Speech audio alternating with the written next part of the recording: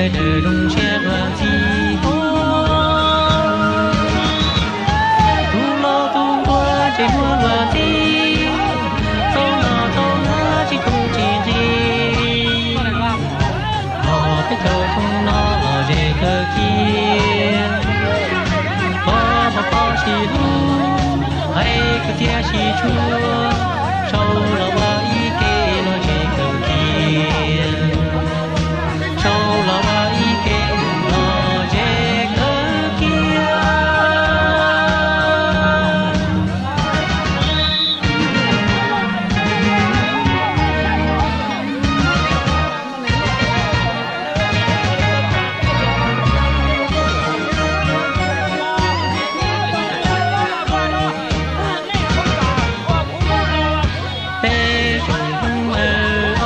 trong thế lo cho lời để trời trời rung xe loạn gì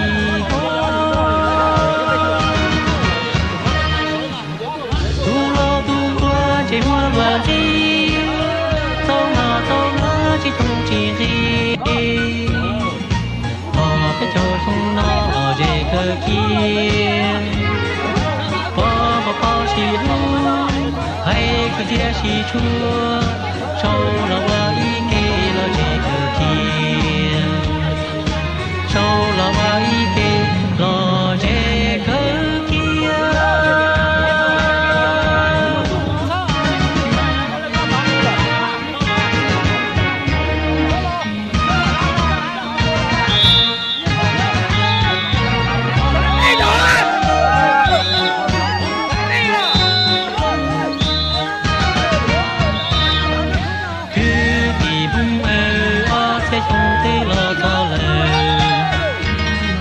trời trời rung xe loạn gì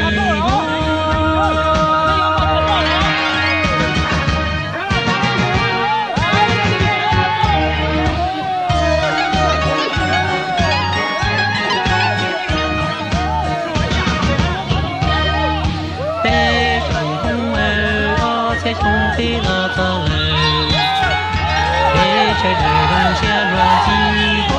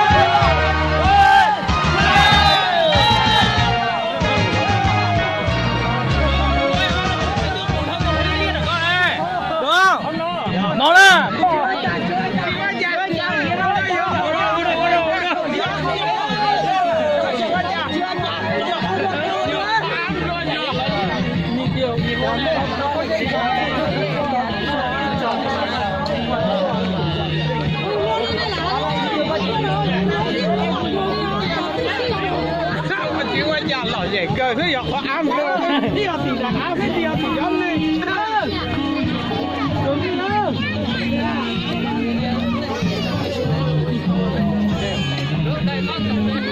mẹ ôm bao nhiêu xe này xe lần mình lại xe này xe còn đảm bảo anh chị một bữa là đi nhá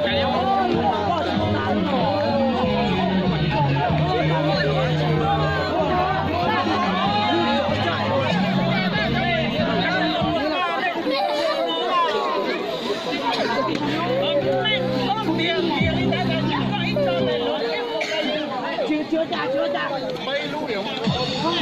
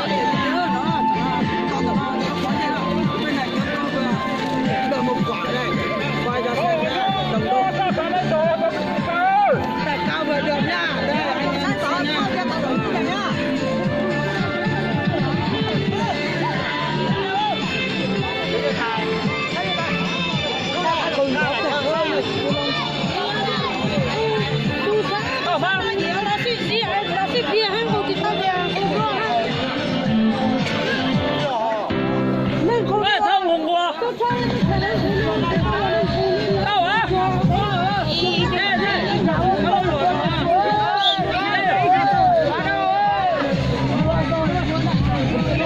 chưa tao đi ra rồi.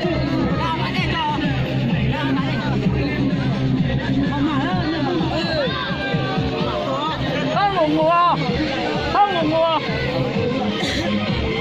không ngủ ngủ.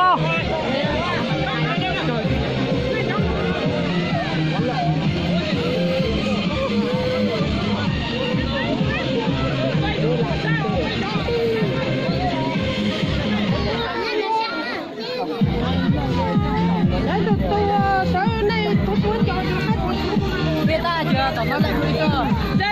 Hả? Có đông đi. Phải chứ con. Đó, tại sao này? Không á. Mua đã bắt. Tôi tìm ra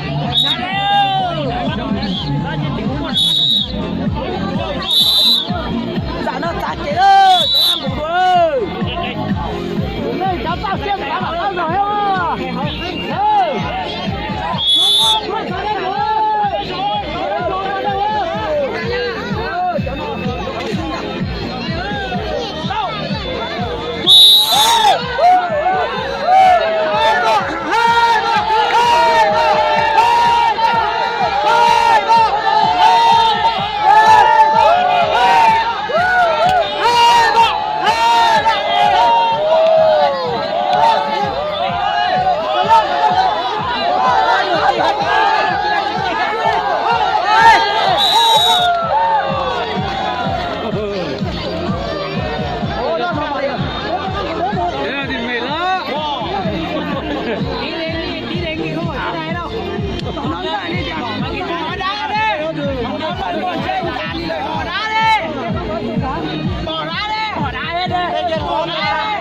Bỏ đá hết cho cân bà đi. Bỏ đá hết đi.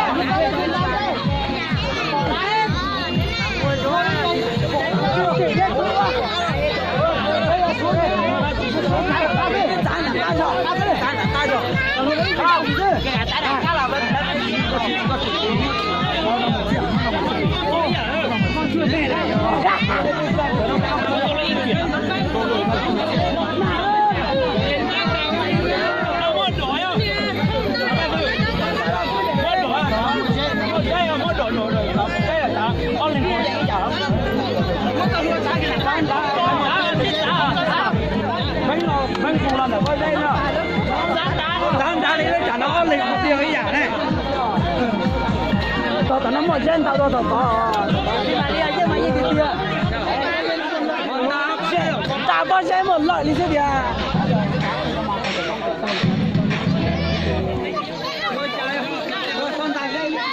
Nó lọt chỏ hay đó? Chỏ. Chẳng ngon nào lọt ơi. Mưa. Là chú em á, xuống ơi. Xuống đi sao? Làm nào, chú đi nhá. Chú đi ơi.